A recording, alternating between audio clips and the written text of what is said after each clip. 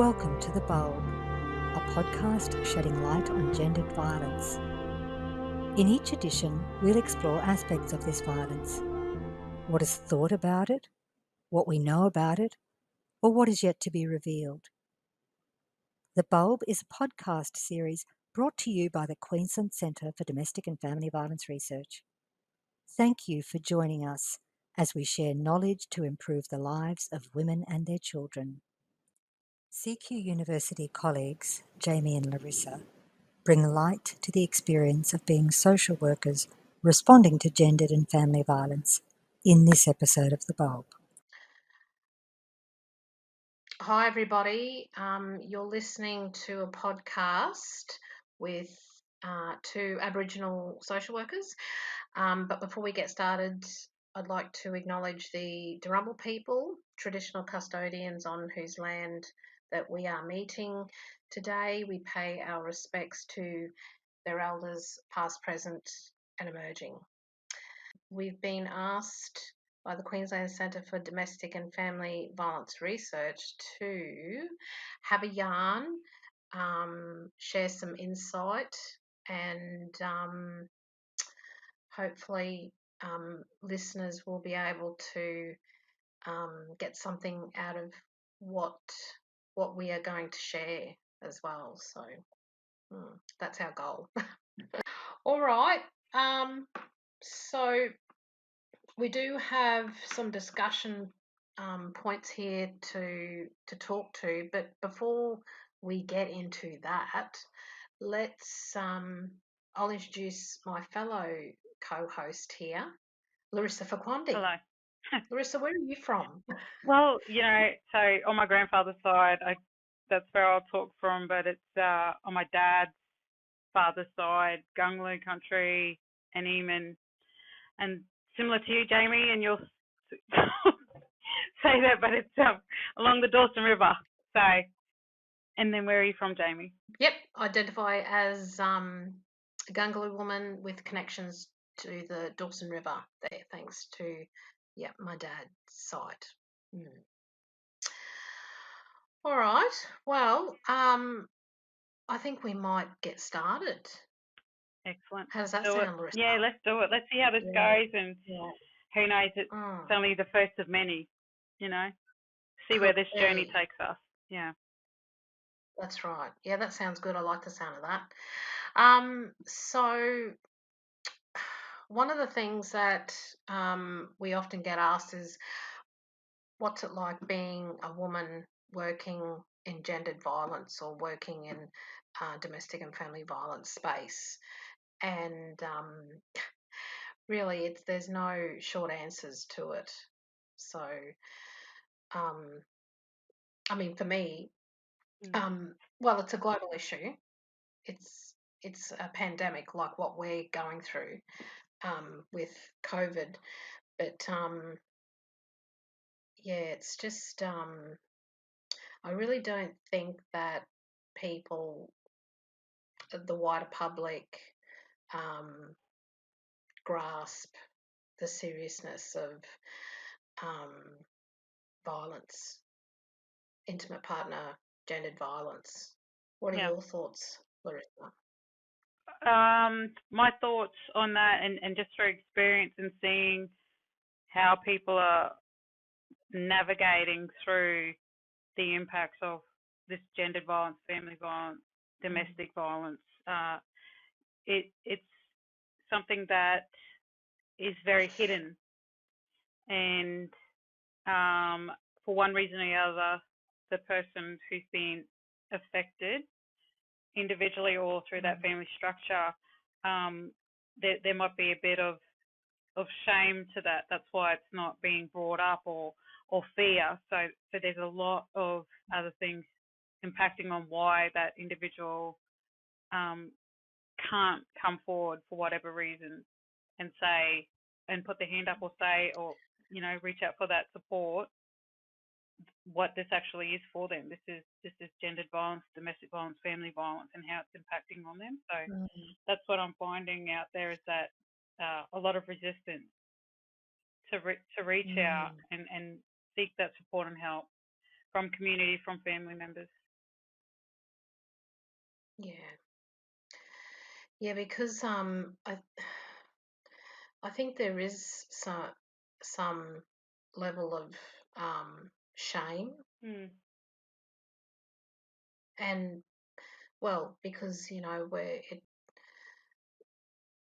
in the household, we're closed in, we're isolated, we're behind closed doors in private, but really such a public issue. I think the impact of it goes deeper than just, and it overflows and spills out into the public, and it affects everyone in the sense that if if there's a woman who's having to deal with the impact of what that abuse looks like to them, it could lead to not showing up for work, not being a effective parent, not caring for herself, not attending to those basic needs that she would if she wasn't impacted from the stress and the strains of that violence that she's experiencing. So that today and what we need to bring to the forefront is why this is such a need for everyone to pull in and support each other to prevent this pandemic, or to address Yeah. and support the needs of those being affected by the violence. Yes, that's right. Because and as social workers, Mm. we're not always going to get it right, or as workers in the field, we're not always going to get it right. But we reflect and we learn from that, and we make a, a big effort next time to ensure that we're on track, we're on task with who we need to support, what we need to do, and what the individual, what the woman and the families and the children need to do as well. So, That's a good point. so I think, yeah, and just never losing sight of knowing that you need to be sometimes the voice of those who are affected. And that's where that advocacy comes into play, I guess. And I think, Jamie, when we're talking about advocacy and the community involvement in the situation, you don't need to have a degree. You don't need to have some certificate. When we're looking at it, it could be somebody's mum, somebody's daughter, somebody's auntie, sister, friend, and that goes from all ages. So when times like this, it brings to the forefront that the impacts are far and wide, and they actually don't have. They're not just like it's something that impacts a certain culture, a certain age, a certain even gender specific. When we're talking about gendered, because we're talking about transgendered and the other aspects of what somebody's sexual identity is. So the impacts That's are right. far and wide, especially in today's climate. Yeah, that's right. So what gives us hope in this area, Larissa? Actually, I thought about this, and what would give us hope is that knowing that there's more awareness being brought to the forefront, and thankfully on a being a social worker and looking at it from a systemic point of view, it's there's media's promoting it, and it depends on this doesn't matter who they're promoting, but it highlights that it's domestic violence affects all socioeconomic backgrounds, not just the stereotypical. And being a social worker, again, like you see it, and the biases that go past, just even growing up. So then seeing the change over time, and how government's taken on some of the weight of the cause to promote safety for women and children and families, and protection against this domestic family and gendered violence now. So there's that hope that awareness has been brought. Yeah. Yeah, well, that's right, because we all need to step up, don't we? Don't be silent. Don't be a bystander. That's right. It's such a heavy conversation, and there's no there's the only light at the end of this tunnel is when we all start coming together and addressing it together. But the seriousness of it, and whoever's listening to this podcast today, I think there's something that would resonate in each individual that gets to hear this today, and how they've seen someone and how they've been impacted, and it just brings light to them that the next time they hear about it, then they know how to take those steps forward in helping support that person out of what that domestic, family, or gendered violence looks like for them. Yeah, that's right. It's recognising the signs and responding the best way possible, the safest way possible. And I think what gives me hope in this area is the commitment of workers, because there's some solid people out there doing some really solid stuff. But yeah, we just need to be consistent with that, and because at the same time, violence is still happening, so we can't afford to relax and drop the ball, And be so to speak. So I complacent. think it's Yeah. yes, that's right. Yeah. So I guess I'd be interested to hear your thoughts on what lessons that you can share with new workers who are coming into the field. Like, what would Yeah. be some, like, the ABC, or the main lessons, important, valuable lessons I think, for new workers? yeah, what it takes for somebody to get out of domestic violence, what it takes for that individual is a long journey. It doesn't happen overnight. Like, you could send that lady to a shelter one week on a Friday afternoon, and through the grapevine you've heard that she's back with that partner, or back in the cycle. But it takes 8 or more times. It's not just that one time of leaving. So for the new workers in that space, it's about understanding what that cycle looks like, and also having self-care, and not taking it to so personal. It's actually a journey, and when you look at it in a framework or a context where it's not taking it personal, then you're giving yourself that boundary and that self-care where this is going to be a journey. It's not just like they say, like it's a it's a marathon. It's going to take some time, not just a race, and it's not over in a weekend or a night. Yeah, that's right. I think to use a metaphor, you've got to be that deadly long distance runner. Yeah. For longevity in this space. That's right. As a support worker, or helping in that space. Yeah. Yeah, that's right. So you've got to be that long distance runner, and yeah, sometimes like sometimes we get caught up with what we need to say and what we need to do, but sometimes it's often what is not being said that we need to also pay attention to. And like, for a worker and for the people, the clients that we're supporting and providing support for. Yeah.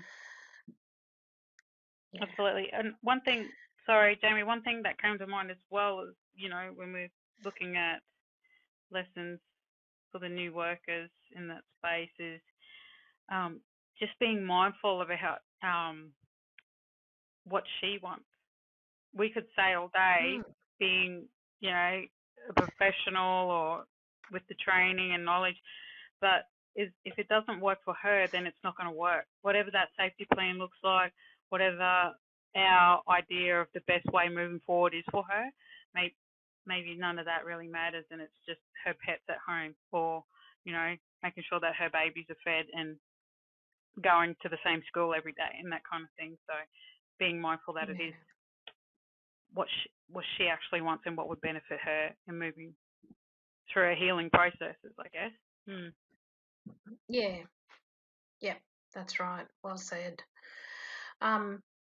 the self-care point. I think I've written this down actually. So I think we need to be self-care queens. Yeah. And kings, caring for self, because there's times that we will need to hit that reset button, because this area, or this field of practice, it's not a pretty business. It's Mm. tough. It's so yeah, I think that's what we also need to do. And whatever form that takes, do what you need to do, but make sure that you're always caring for self. That's right. And it'll, Mm, being in this profession, what it looks like to just have a, like, burnout or whatever. Like, it's just a word until you go through it, and then you'll find yourself really identifying the signs long before the burnout even shows up. So then you know when to set those boundaries. You know when it's time to, have a day off, or take care and connect mm. back to what it is that lights you up and keeps you going, keeps you full.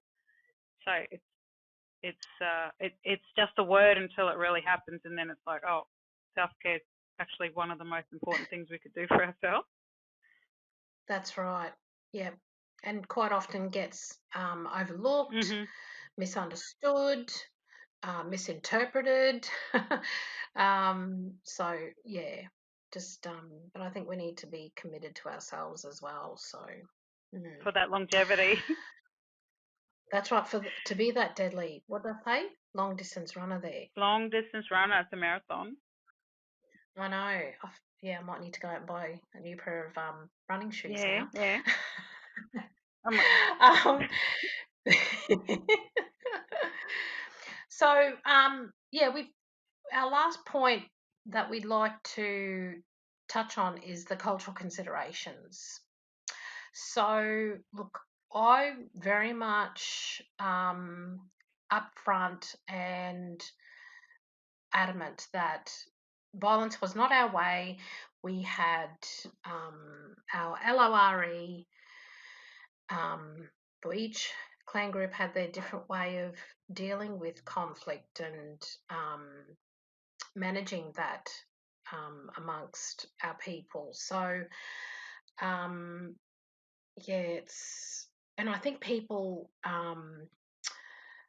don't get that.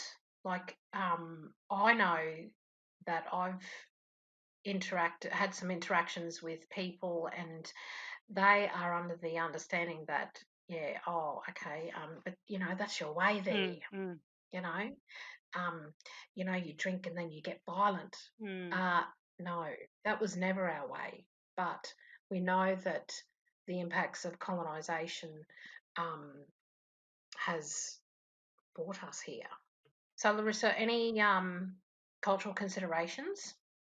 that was a good one with the that it was never our way, and if just looking into that, looking at if this is the main perpetrator being the male in these situations, we are still raising young men. We are still raising men as women, Mm. and so it's still very important for us to show our sons, our nephews, Mm.